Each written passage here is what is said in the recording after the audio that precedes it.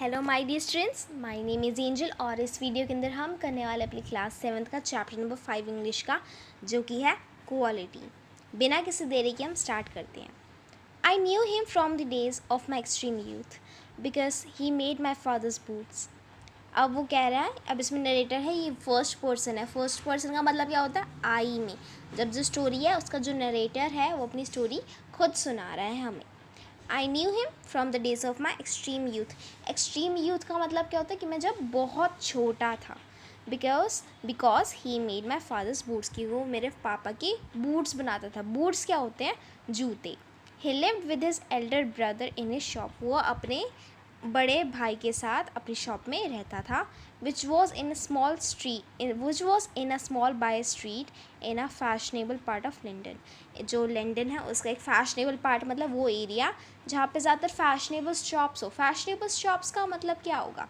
उसका मतलब आपने देखा है कि जैसे कुछ कुछ पार्ट्स होते हैं आपकी सिटीज़ के या शहरों के, जहाँ पे बहुत सारे मॉल्स खुले होंगे, जहाँ पे बहुत सारे महंगे महंगे कपड़े वाली दुकानें खुली होंगी। तो उस पार्ट में लंदन में जो एक स्ट्रीट थी, उसकी वहाँ पे एक छोटी सी शॉप थी। किसकी शॉप थी? जूतों की शॉप थी। The shop had a certain quite distinction. अब वो जो शॉप थी उसमें काफ़ी एक बड़ी गौर करने की बात थी, जो काफ़ी चुप चुप थी shop. There was no sign upon it other than the name of Gessler brothers. अब उसमें एक कोई भी ऐसा साइन नहीं था कि जैसे बड़े बड़े बैनर लगे होंगे या होल्डिंग लगी उनकी शॉप का नाम के, बस उसमें एक साइन नाम चिपका हुआ था कि ये क्या है, कि ये गेस्लर ब्रदर्स की शॉप है। And in the window a few pair of boots, और विंडो के ऊपर भी थोड़े से बूट्स रखे होते थे। He made only what was ordered and what he made never failed to fit. वो उतने ही बनाता था जितना वो ऑर्डर लेता था, और जो उसके शूज़ थे वो कभी भी फेल नहीं होते थे फिट होने में। मतलब हमेशा हर जूते को फिट होते थे पेयर्स, ऐसा नहीं कि कभी कोई गलत नंबर का जूता बन जाए। To make boots, such boots as he made, seemed to me then, still seems to me mysterious and wonderful. वो कहता है कि वो जैसे जूते वो बनाता था ना, वो जूते जिस तरीके के वो बनाता था, वो मुझे तो काफ़ी ज़्यादा मिस्टीरियस, मतलब काफ़ी ज़्यादा ऐसी चीज़ जिसके बारे में हम पता नहीं लगा सकते, काफ़ी ज़्यादा मिस्टीरियस कि मुझे पता नहीं है उसके बारे में, काफ़ी ज़्यादा ऐसी चीज़ की हम जिसके बारे में जान नहीं सकते, लेकिन हम उससे काफ़ी ज़्यादा फैसिनेटेड है, हमें मज़ा आता है उसके बारे में सोच के, वो है। और वो काफ़ी वंडरफुल है। मतलब ऐसी चीज़ के और आप बहुत सोचते हो लेकिन कभी कोई चीज़ का आंसर नहीं मिलता, और उस चीज़ के बारे में सोचने में मज़ा आता है, उसको वंडरफुलनेस कहते हैं। I remember well my shy remarks one day while stretching out to him my youthful foot. वो कह रहा है कि एक बार मुझे पता है, मैंने अपना एक शाय, मतलब वो जैसे चुप चुप बच्चे होते, छोटे होते हैं बच्चे, तो उस तरीके से उसने नरेटर ने एक बार बचपन में बोला था, जब उसने अपने पैर को उसके सामने रखा था, अपने छोटे से पैर को साइज़ लेने के लिए। Isn't it awful hard to do, Mr. Gessler? कहते क्या ये हार्ड नहीं है करने के लिए? ऑफुली मतलब बहुत ज़्यादा। क्या वो कहते कि इतना मुश्किल है, नहीं है क्या, mister Glaser? And his answer given with a sudden smile from his redness of his beard. और उसके बाद वो देखता है कि वो जो जूते बनाने वाला, जो बूट्स बनाने वाला होता है, उसकी जो बियर्ड होती है, जो उसकी दाढ़ी होती है, वो रेड कलर की होती है। उसके अंदर से एक छोटी सी स्माइल निकलती है, और उसमें वो बोलता है, इट इज़ एन आर्थ। मतलब उसका एक जर्मन एक्सेंट होता है, वो जर्मन के होते हैं, ठीक है। जो ये मिस्टर गेस्लर है, ये और जो दो उनके भाई, बड़े भाई, ये दोनों जर्मन से आते हैं और यहाँ लंदन में ये लोग बस गए हैं। तो वो कहते हैं कि उनके अंदर फिर एक जर्मन एक्सेंट होता है। मतलब जैसे आप ब्रिटिश में जाओगे, ब्रिटेन में जाओगे, तो वहाँ पर देखना आप यूरोप में कि लोगों के अंदर एक ब्रिटिश एक्सेंट होता है, राइट। मतलब एक्सेंट का मतलब होता है एक लैंग्वेज को बोलने का तरीका, ओके, उसको एक्सेंट कहते हैं। अमेरिका में लोगों का अमेरिकन एक्सेंट होता है और इंडिया में लोगों का इंडियन एक्सेंट होता है।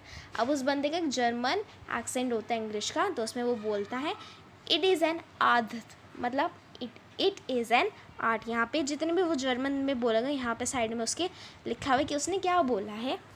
वो कहता है कि ये एक आर्ट है।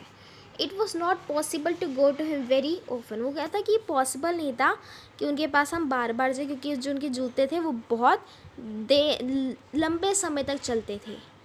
Having something beyond the temporary some essence of the boots stitched into them. वो कहता है कि वो टेम्प्रेरी नहीं थे, ऐसा नहीं था कि वो जूते आपने लिए फिर उसके बाद कुछ महीनों में ख़राब हो गए। वो ऐसे जूते जो सालों भर सालों चलते थे। उनमें कुछ ख़ास बात थी जो उनके अंदर स्टिच करी जाती थी, कुछ ख़ास बात थी, बहुत important. One went in and not as in the most shop. अब कोई इस शॉप में जाता था तो ऐसा नहीं है कि वो हर बार जाता था जिस तरीके से बाकी शॉप्स में जाते थे, but restfully as one enters a chest. लेकिन जिस तरीके से हम उस शॉप में जाते थे ऐसे जाते थे जैसे हम किसी चर्च में जा रहे हो। Sitting on this single wooden chair waited a guttural sound and the tip tap of his slippers beating the narrow wooden stairs, and I would stand before one without coat, a little bent in leather apron, with the sleeves turned back, blinking as if awakened from some dreams of boots. वो कह रहा है ये उस shop में enter करना का experience बिल्कुल भी ऐसा नहीं था जैसे आप कोई नॉर्मल शॉप पे एंटर कर रहे हो। ऐसा लगता था जब आप किसी चर्च में एंटर कर रहे हो। आप चर्च में जाते हो, आप एक चेयर में बैठते हो, आप इंतज़ार करते हो और फिर आपको कुछ आवाज़ें सुनाई देती हैं, एकदम हार्श ग्रेटिंग, जैसे कुछ काम पहले चल रहा था जब रुक गया है क्योंकि आप आए हो, और इसके बाद धीरे धीरे करके स्लिपर्स की आवाज़ें आपको सुनाई दे रही है क्योंकि सब इतना शांत है। और फिर उसके बाद आप आवाज़ सुनते हो कि किस तरीके से जो स्टेयर्स है लकड़ी की बनी हुई उसके अंदर से आवाज़ें निकल रही हैं क्योंकि वो नीचे उतर रहे हैं। और उन्होंने एप्रन पहना हुआ है, वो इन्होंने एक लेदर का एप्रन पहना हुआ है और उनके ऊपर कोई कोट नहीं है, और उन पे जितनी स्लीव्स होती है, जिनकी बाजुएं हैं, उन्होंने ऊपर चढ़ाई हुई हैं, और उनकी आँखों को देखकर ऐसा लगता है जैसे वो किसी सपने से उठे हों। And I will say how do you do mister Gessler, और फिर मैं कहूँ उनसे कि आप क्या कर रहे थे mister Gessler, could you make me a pair of a Russian leather boots. वो कहते हैं कि आप मेरे लिए एक रशियन लेदर का एक बूट का सेट बना सकते हो pair. Without the word he will leave me retiring whence he came or into other portion of the shop, and I will continue to rest in the wooden chair, inhaling the incense of its trade. और उसके बाद मैं जैसे उनको ये बोलूँ तो वो फिर चले जाते हैं दूसरे पार्ट में शॉप के सामान वगैरह लाने के लिए, जब तक मैं वहाँ दोबारा उस चेयर पे बैठा रहता हूँ। और वो जो आस पास की जो इंसेंस है, इंसेंस का मतलब होता है स्मेल, खुशबू है जो उस लेदर की जो उस पूरी शॉप से आ रही है, उसको मैं सूंघता हूँ। Soon he will come back, holding in his hand a piece of golden brown leather. With eyes fixed on it, he will remark, what a beautiful beast. When I had to admire it, he will speak again. When do you want them? वो उससे बोलता है कि कितना सुंदर कपड़ा। वो जैसे ही वापस आते हैं तो उनके पास एक लेदर का टुकड़ा उनके हाथ में होता है, फिर इसको वो अपने अपने जर्मन एक्सेंट में बोलते हैं कि कितना प्यारा पीस है। और उसके बाद मैं भी उसको एडमायर करने लग जाता हूँ उस लेदर के टुकड़े को। फिर वो कहते हैं कि तुम इसका क्या करवाना चाहते हो, and I will answer oh as soon as you conveniently can. वो कहता है कि तुम इसको कब चाहते हो, तो वो कहता है कि जब भी आप कन्वीनियंटली मुझे दे दो, मैं उस टाइम पे ही ले लूँगा। And he will say tomorrow fortnight. वो कहता है कि टुमोरो फोर्टनाइट मतलब करीबन 2 हफ्ते के अगले दिन। और he word his elder brother, I will ask my brother. वो कहता है कि मैं अपने भाई से पूछूंगा। Then I will murmur thank you good morning mister Gessler. कहता है कि फिर उस बार मैं उनको बोलूँगा thank you good morning mister Gessler, और फिर वो गुड मॉर्निंग मुझे रिप्लाई करेंगे। और वो दोबारा उसी जब वो मुझे बोल रहे तब भी वो उस लेदर को ही देख रहे होते थे। And as I move to the door I will hear the tip tap of slippers going upstairs to his dream of boots. और इस बार मैं उनको देखता था कि किस तरीके से दोबारा सीढ़ियाँ चढ़ के ऊपर वहाँ अपनी वर्कशॉप पे चले जाते थे और दोबारा किसी बूट्स के सपने देखने। I cannot forget the day which I had occasion to say him, Mr. Gessler, that last pair of boots creaked, you know. और वो कह रहा है कि मैं उस चीज़ को भूल नहीं सकता जब एक दिन मैं उनके पास गया था और मैंने उनसे बोला था कि मैं जो आपने शू मुझे दिया था वो क्रीक हो गया मतलब जैसे जो आपका जूता होता है उसकी एक नीचे सोल होती है और जो सोल के ऊपर फिर एक बॉडी सी होती है ना जिस पे शूज़ होते हैं, तो उन दोनों के बीच में जब वो टूट जाते हैं ना बीच से एकदम दरार सी पड़ जाए उसको क्रीक करना कहते हैं कि आपका जूता जो है वो क्रीक हो गया। He looked at me for a time without replying, as if expecting me to withdraw or qualify the statement. Then said, I shouldn't. Sorry तो स्टूडेंट्स मुझे थोड़ी प्रॉब्लम होगी इसको पढ़ने के लिए, यहाँ से लिखना होगा। It shouldn't have Greeked. It shouldn't have Greeked. मतलब उसका ये क्या मतलब है कि it shouldn't have Greeked की मतलब ये क्रीक मतलब नीचे से ऐसे फटना तो नहीं चाहिए था. It did, I am afraid. You got them wet before they found themselves. वो कह रहा है कि तुम्हें, सॉरी स्टूडेंट्स, बट ऐसे ही एक्सेंट लिखा हुआ ही ऐसे ही बोलना पड़ेगा, लेकिन फिर उसमें बोल रहे हैं कि तुमने इनको गीला कर दिया, कि जब तक इनको टाइम नहीं मिला तुमने इनको समय से पहले गीला कर दी. एक तरीके से वो ये कह रहे हैं. आई डोंट थिंक सो, उसने रिप्लाई करा. At that he lowered his eyes as if hunting for the memory of those boots, and I felt sorry I had mentioned this grave thing. Send them back, he said. I will look at them. वो कहता है कि इसको दोबारा मुझे दे दो, मैं इनको देखूँगा. और फिर उस पर वो बोलते हैं some zoom boots, he continues slowly, are bad from birth. If I can do nothing with them, I take them off your bill. वो कहता है कि जो कुछ बूट्स होते हैं वो बुरे होते हैं जैसे वो पैदा होते हैं, मतलब ख़राब बनते हैं, जैसे वो बनते हैं वो ख़राब ही बनते हैं और उनके साथ हम कुछ भी नहीं कर सकते. और वो कहता है कि मैं तुम्हारे जितने पैसे होंगे मैं उनसे तुम्हें चार्ज नहीं करूँगा, काट लूँगा, ठीक है, कि तुम्हें मुझे एक्स्ट्रा पैसे देने की ज़रूरत नहीं है. Once and only once I went absent-mindedly into his shop in a pair of boots brought in an emergency at some large firm. वो कहता है कि सिर्फ एक बार मैं absent-mindedly, मतलब मेरा ध्यान नहीं था, मैं उनकी शॉप में चला गया, कैसे जूते पहने हुए जो मैंने एक एमरजेंसी में लिए थे एक लार्ज फर्म से. एक लार्ज फर्म का मतलब ऐसी दुकानें आपने देखा ना जिसमें आप दुकानों में जाते हो सामान खरीदे तो वहाँ बहुत सारी जूते वगैरह होते हैं, पड़े हुए होते हैं, जो कि कंपनीज में बनाए जाते हैं, जिनको बहुत सारे लेबर के साथ फैक्ट्रीज़ में बनाया जाता है, तो उनको कहते हैं. वो वाले जूतों को पहन के वो अंदर चला गया शॉप के अंदर. He took my order without showing me any leather, and I could feel his eyes penetrating the inferior covering of my foot. At last he said, "Those are not my boots." वो कहता है वो एक दिन मेरा order फिर लेना उन्होंने शुरू कर दिया और उन्होंने मुझे कोई लेदर वगैरह नहीं दिखाया और मैं ऐसा फील कर सकता था कि जैसे उनकी जो आँखें थी वो घूर के, पेनिट्रेटिंग मतलब होता है एकदम घूर के देख रही थी, और जैसे डिस्गस्ट मतलब उनको अजीब सा गंदा सा फील हो रहा था मेरे जूतों को देखते हुए. और उनके बाद उन्होंने कहा कि ये जो जूते तुमने पहने ये मेरे नहीं हैं. The tone was not of anger nor of sorrow not even of contempt. अब जो उनकी आवाज़ थी ना उनमें कोई गुस्सा था, ना उसमें कोई दुख था, ना उसमें कोई ज़िद थी या कोई चिल्लाने वाली बात थी. But there was in it something quite that froze the blood. लेकिन उन आँखों में कुछ ऐसा था जिसने मेरे खून को जमा दिया था. He put his hand down and pressed a finger on the place where the left boot was not quite comfortable. और वो क्या करते हैं अपने वो हाथ का अपनी फिंगर को उस मेरे पैर के उस हिस्से में रखते हैं जहाँ पे मुझे काफ़ी ज़्यादा अनकम्फर्टेबल फील हो रहा था, मुझे अच्छा फील नहीं हो रहा था उस साइड के जूते में क्योंकि वो फिट नहीं हो रहा था. It was you there, he said. Those big worms have no self-respect. वो कहता है कि it hurts का मतलब ये it hurts you there. वो कहता है कि तुम्हें यहाँ दर्द हो रहा है ना. those big worms have no self respect. वो कह रहा है कि those big firms have no self respect. यानी इतने बड़े बड़ी जो कंपनीज फैक्ट्री हैं इनके पास कोई सेल्फ रिस्पेक्ट नाम की चीज़ नहीं है.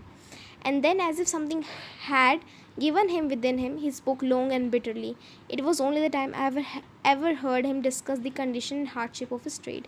और उसके बाद जैसे पता नहीं क्या हो गया, जो वो है पर्सन था वो शू मेकर, वो उसको बताना शुरू कर देता है कि क्या क्या उसके ट्रेड में होता है, कितनी प्रॉब्लम्स उसको सहन करनी पड़ती हैं, कितनी हार्श कंडीशंस में उसको काम करना पड़ता है. They get it all, he said. They get it by advertisements, not by work. They take it away from us who love our boots. It comes to this presently. I have no work. Every year I get less. You will see. वो कहता है, वो पूरा बताना शुरू कर देता है कि वो उनको सब मिल जाता है, सारे पैसे वो ही रख लेते हैं. और उनको कैसे मिलता है, वो एडवर्टाइजमेंट करते हैं, वो काम नहीं कर रहे हैं वो कोई सही का, मतलब उनका जो काम है वो अच्छा नहीं है, लेकिन वो काफ़ी ज़्यादा उसको एडवर्टाइज़ करते हैं, उसके काफ़ी खर्चा करते हैं, मार्केटिंग करते हैं. और बात it goes to this presently I have no work. और उसके बाद जो लोग होते हैं वो चले जाते हैं मुझे, और उसके बाद उन लोगों का जिनको जो जितने भी कस्टमर्स हमारे पास आने चाहिए उनको वो बिग फर्म्स ले जाते हैं क्योंकि उनके पास ज़्यादा पैसा है, दौलत है वगैरह है, and I have no work. और उसके बाद जो लोग उन पे जो प्यार करते हैं बूट से, जैसे कि वो अपने बूट से बहुत प्यार करता था, लेकिन उसका कोई फ़ायदा नहीं है। और इस कारण से क्योंकि ये सब हो रहा है वो सारे अपने कस्टमर्स ले जाते हैं और इस कारण से उनके पास अभी काम की बहुत कमी चल रही है और हर साल ये कमी और बढ़ती ही जा रही है। And looking at his lined face, I saw things I have never noticed before. Bitter things and bitter struggles and with a lot of grey hairs. There seemed suddenly in his red beard. और वो कहता है मैंने कुछ ऐसी चीज़ें उसकी चेहरे पे नोट करी जो मैंने पहले कभी नोट नहीं करी थी। जिस तरीके से वो स्ट्रगल कर रहे हैं उनकी लाइफ में, जिस तरीके से उनकी दाढ़ी जो है वो सफ़ेद हो रही है, उनके चेहरे पे जिस तरीके से लाइनें पड़ गई हैं, ये सारी चीज़ें मैंने कभी नोट नहीं करी थी, लेकिन अब मैंने इसको नोट करा। As best I could, I explained the circumstances of those ill-omened boots, but his face and voice made so deep an impression that during the next few minutes I ordered many pairs. They lasted longer than ever, and I was not able to go to him for nearly 2 years. अब वो कहता है कि उसने पूरी कोशिश करी जितना वो कर सकता और उसको समझाया कि वो क्या रीज़न थे जिस कारण से उसको वो जूते जो उसने पहने हुए थे अभी उसको ख़रीदने पड़े। लेकिन उसका चेहरा देख के और उसकी आवाज़ को सुन के उसको कुछ ऐसा इम्प्रेशन हुआ, उसको ऐसा फील हुआ कि उसने कुछ ही देर के अंदर बहुत सारे जूतों के पेयर ऑर्डर कर दिए ख़रीदने के लिए। और इस बार जितने भी जूतों के पेयर उसने ख़रीदने के लिए ऑर्डर करे बहुत लंबे समय तक चले और वो करीबन 2 साल तक उनकी शॉप पे दोबारा नहीं गए। It was many months before next visit to his shop. This time it appeared to be his elder brother handling a piece of leather. Well, Mr. Gessler, how are you? He came close and peered at me. I am pretty well, he said slowly, but my elder brother is dead. अब उसके बाद जब वो दोबारा बहुत महीनों के बाद उनकी शॉप पे वापस जाते हैं तो अब उनको फील होता है कि जैसे उनका जो बड़ा भाई था वो उसको पीस पकड़ाते हैं, जो दूसरा वाला पर्सन जिससे वो बात करते थे वो नहीं था। Well mister Gessler, I said, how are you, क्या आप कैसे हो? और उस पर वो जो वो मिस्टर गेस्लर होता है उसके पास आता है कि मैं तो बहुत अच्छा हूँ, लेकिन मेरे बड़े भाई की मौत हो चुकी है। And I saw that it was indeed himself, but how aged and van.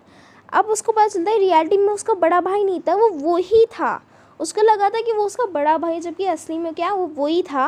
और वो ये कह रही कि मैं तो ठीक हूँ, लेकिन मेरा जो बड़ा भाई है उसकी मौत हो चुकी है। और उस वक्त वो देखता है कि वो रियलिटी में तो वही मिस्टर ग्लेस्टर है, लेकिन वो देखता है कि वो कितने ज़्यादा बूढ़े हो चुके हैं, कितने ज़्यादा उनका चेहरा मुरझा चुका है। And never before I had heard him mention his brother. Much shocked I murmured, oh I am sorry. इसमें वो उसको बहुत एकदम से हैरान हो जाता है, तो वो नरेटर जो है एकदम से उनको सॉरी बोल देता है। Yes, he was a good man, he made a good booth, but he is dead. वो कह रहा है कि वो एक अच्छा इंसान था और वो अच्छे जूते बनाता था, लेकिन अब वो मर चुका है। And he touch the top of his head, where the hand had suddenly gone as thin as it had been of that of poor brother, to indicate, I suppose, cause of his death. Do you want any boots? And he held up the leather in his hands. It's a beautiful piece. वो कहता है कि क्या तुम्हें कोई जूतों का order देना है क्या? ये बहुत सुंदर लेदर का पीस है। अब उसके बाद क्या होता है, वो उसको ये देखते हैं कि किस तरीके से वो ओल्ड हो चुका है, उसके जो हाथ है वो इतने पतले हो चुके हैं, झुर्रियाँ पड़ चुकी हैं और वो इतना बुरा फील हो रहा था उसको। आई ऑर्डर सेवरल पेयर्स, अब वो बहुत सारे पेयर्स ऑर्डर कर देता है। It was very long day before they came, but they were better than ever. अब वो बहुत दिन बाद उसके पास आए, लेकिन वो बहुत अच्छे थे। One simply could not wear them of, and soon after I went abroad. अब जो इतने अच्छे जूते थे कि वो फट भी नहीं सकते थे इस कारण से, फिर वो उसके कुछ टाइम बाद वो अब्रॉड चले गए, फ़ॉरेन चले गए। It was over a year before I was again in London, और फिर वो लंदन में वापस आते करीबन 1 साल बाद। At the first shop I went to was my old friends. I had left a man of 60, I came back to one of the 75, pinched and worn, who genuinely this time did not at his first knew me. अब उसके बाद वो कह रहा है कि अब मैं जब शॉप में गया दोबारा, मैं सबसे पहले अपनी दोस्त की शॉप पे गया, जो अब उसका ओल्ड मैन मतलब वही मिस्टर गेस्लर थे, उसकी शॉप पे गए। और उसके बाद वो था कि मैं जो जिस आदमी को मैंने छोड़ा था वो 60 का था, और फिर जो उसके बाद वो जो शॉप दोबारा आया वो पर्सन जो है वो 75 का था, और वो काफ़ी ज़्यादा पिंच्ड और वोन था। Who genuinely this time did not At first sight, no me. Do you want any boots? I can make them quickly. It is a slack dime. I answered, please please, I want boots all around, every kind. अब उसके बाद क्या हुआ, वो अब वो abroad चले गए थे। वो जो वापस आए वो अब दोबारा से मिस्टर गेस्लर की शॉप पे गए, और जब वो वहाँ गए थे तो जो आदमी था वो करीबन 60 के थे मिस्टर गेस्लर। अब लेकिन वो जब वापस आए तो वो ऐसे दिख रहे थे जैसे वो 75 के हों। और इस बार वो उनसे पूछते कि तुम्हें कोई बूट्स चाहिए, तो उसके बाद जो वो नरेटर होता है उनको फटाफट ऑर्डर दे देता है। I answered, please please, I want boots all around every kind. I had given those boots up when one evening they came. One by one I tried them all, in shape and fit, in finish and quality of leather. They were the best he had ever made. I flew downstairs, wrote a check and posted it at once with my own hand. अब जैसे जूते आते हैं वो हर एक जूते को try करते हैं। सारे ही जूते सबसे अच्छे थे, जितने भी जूते उसने आज तक कभी उनसे ख़रीदे थे सबसे अच्छे जूते ये वाले थे। और फटाफट वो आते हैं, वो चेक लिखते हैं और उसको भेज देते हैं। A week later, passing the little street, I thought I will go in, tell him how splendid the new booted feet did. But when I came to where his shop had been, his name was gone. अब करीबन एक हफ्ते बाद वो उस जगह से दोबारा गुजर रहे थे, ये सोच कर नरेटर कि मैं अब दोबारा शॉप में जाता हूँ और उनको बताता हूँ कि इनके जूते कितने स्प्लेंडेड थे। स्प्लेंडेड मतलब बहुत बहुत अच्छे, और कितने अच्छे से वो फिट हुए। अब वो जैसे ही शॉप में जाते हैं तो उनको पता चलता है कि जिनका नाम था जो सामने लिखा होता है गेस्लर ब्रदर्स, वो हट चुका था। I went in very much disturbed. In the shop there was a young man with an English face. और वो काफ़ी ज़्यादा उसको बुरा फील होता है नरेटर को। वो शॉप के अंदर घुसते तो वहाँ देखते हैं वो एक यंग आदमी था जिसका इंग्लिश फेस था, मतलब वो ब्रिटिश ही था, वो जर्मन नहीं था। Mister Gessler in? No sir, but we can attend anything with pleasure, we have taken the shop over. वो कहते हैं कि नहीं सर, हम मिस्टर गेस्लर नहीं है, लेकिन हमने इस शॉप को ले लिया है और हम आपकी कोई भी मदद कर सकते हैं। हमने ये जो शॉप थी ये ले ली है। Yes, yes, I said. But Mr. Gessler, oh, dead. Dead? But I only received these boots from him last week, Wednesday week. वो कहता है कि पर मुझे मिस्टर गेस्लर से मिलना है, पर वो कहते हैं कि नहीं, उनकी तो डेथ हो गई है। तो वो कहता है कि मैं डेथ हो गई है, मतलब मैंने तो उनसे ये जूते करीबन लास्ट वेडनेसडे को ही लिए हैं। अब इसके वो कहते हैं the poor man starved himself, slow starvation, the doctor called it. You see, he went to work in such a way, would keep the shop on, wouldn't have a soul touch his boots except himself. When he got an order, it took him such a time, people won't wait, he lost everybody. And there he had said, going on, and I will say that for him, not a man in London made a better boot. But look at the competition, he never advertised. Would have had the best lady too. Do it all himself, where there it is, what could you expect with his idea? वो कहता है कि वो जो poor person था वो starved himself, मतलब उसने अपने आप को बर्न कर लिया, मतलब इतना ज़्यादा काम करा कि वो काम के उसमें ही मर गया। अब क्यों कैसे करा कि उन्होंने अपने आप को धीरे धीरे, उसने इतना काम करा कि उसकी चक्कर की मौत हो गई। डॉक्टर आए लेकिन कुछ हो नहीं पाया, कुछ फ़ायदा। वो हमेशा अपनी शॉप को ऑन रखते थे, वो अपने बूट्स को सिर्फ वही टच करते थे और कोई उसको टच नहीं कर सकता उनके बूट्स को। और जब कोई उनको ऑर्डर मिलता था तो उनको बहुत टाइम लगता था, वो अपना पूरा हार्ट और सोल उस काम को करने के लिए लगा देते थे, लेकिन लोग इंतज़ार नहीं करते हैं कि बहुत टाइम लगता था जूते बनवाने के लिए। और इस कारण से उन्होंने अपने सब को खो दिया, और उसके बाद वो बैठे रहते थे, काम करते रहते थे। और फिर वो ये भी कहता है कि उनसे अच्छे जूते इस पूरे लंदन में कोई नहीं बनाता था, पर देखो ना, वो कभी एडवर्टीज़मेंट ही नहीं करते थे, और लंदन में इतना ज़्यादा कॉम्पिटिशन है, राइट, इस कारण से। और उनके पास इतना अच्छा लेदर भी होता था, लेकिन वो कभी एडवर्टाइज़ ही नहीं करते थे, सब खुद ही करते थे। और सोचो फिर ऐसे आइडिया का क्या होगा। लेकिन फिर जो नरेटर होता है वो कहता है, लेकिन starvation, that may be a bit flowery as the saying is, but I know myself he was sitting over his boots day and night to the very last, you see. I used to watch him, never gave himself time to eat, he never had a penny in the house, all went in rent and leather. How he lived so long I don't know. He was regularly let his fire goes out. He was a character, but he made good boots. Yes, I said, he made good boots. अब वो person कहता है कि देखो चीज़ें काफ़ी फ्लारी होती है, मतलब कहने का मतलब है कि चीज़ों को हमने काफ़ी जैसे वाइट तरीके से बता दिया। मतलब जैसे हम लाइफ में स्ट्रगल करते हैं, कोई पर्सन लाइफ में स्ट्रगल करता है, वो हर सारी इंपॉर्टेंट चीज़ थोड़ी बताएगा कि उसने ये स्ट्रगल करा, उसने करीबन इतने दिनों तक, बहुत दिनों तक खाना नहीं खाया है, वो ठीक से सोया नहीं है, वो नहीं। हम बातों को थोड़ा ऊपरी रखते हैं, हम उन बातों के डीप नहीं जाते। तो इस कारण से वो कहता है वो इंग्लिशमैन कि हमें सही से नहीं पता, सारी चीज़ें इतनी ऊपरी ऊपरी हैं, लेकिन मैं उनको देखता था कि वो कैसे काम करते थे। वो खाना नहीं खाते थे, उनके घर में पैसों की बहुत कमी थी, घर में एक पेनी भी नहीं होता था, सब कुछ जो भी था वो रेंट में चला जाता था, लेदर में चला जाता था। फिर वो कहते हैं कि मैं सोच भी नहीं सकता कि वो इतने सालों तक कैसे जी लिए। वो कहते हैं कि वो अपने सारे उनके घर में रेगुलरली जो आग होती है, जो आप यूरोप वगैरह वहाँ पे ना बर्फ़ बहुत पड़ती है, ठंड बहुत पड़ती है, तो वहाँ पे लोग घरों के अंदर आग जलाते हैं। तो वो कहते हैं कि उनकी आग भी बार बार मतलब आग के लिए सामान नहीं था, लेकिन तो भी वो जी रहे थे और वो एक बहुत अच्छे कैरेक्टर थे, इंसान थे, वो काफ़ी अच्छे बूट्स बनाते थे। तो जो हमारा नरेटर है वो कहता था हाँ कि वो अच्छे बूट्स बनाते थे। सो इसी के साथ साथ हमारी स्टोरी कंप्लीट होती है। इसको लिखा गया है जॉन गैल्सवर्दी ने। ये सिंप्लीफाइड और उसका अब्रिज्ड वर्जन है। सिंप्लीफाइड का मतलब होता है ईजी तरीके से बताने के लिए। रियलिटी में तो स्टोरी काफ़ी बड़ी और मुश्किल वर्ड्स होंगे। और अब्रिज्ड का मतलब है मतलब आप जैसे बच्चों के लिए है, ईजी वे में लिखा गया ताकि आप समझो। आप नेट पे सर्च मारोगे ये वाली सेम स्टोरी तो इसका काफ़ी अनब्रिज्ड वर्जन भी आ जाएगा और काफ़ी बड़ा वर्जन आ जाएगा जिसमें वर्ड्स काफ़ी डिफ़िकल्ट हैं। सो इसी के साथ हमारी स्टोरी कंप्लीट होती है। स्टूडेंट्स, अगर आपको कोई भी प्रॉब्लम है, सजेशन है, आपको कुछ चीज़ समझ नहीं है तो आप नीचे कमेंट सेक्शन में मुझे बता सकते हैं। Bye students.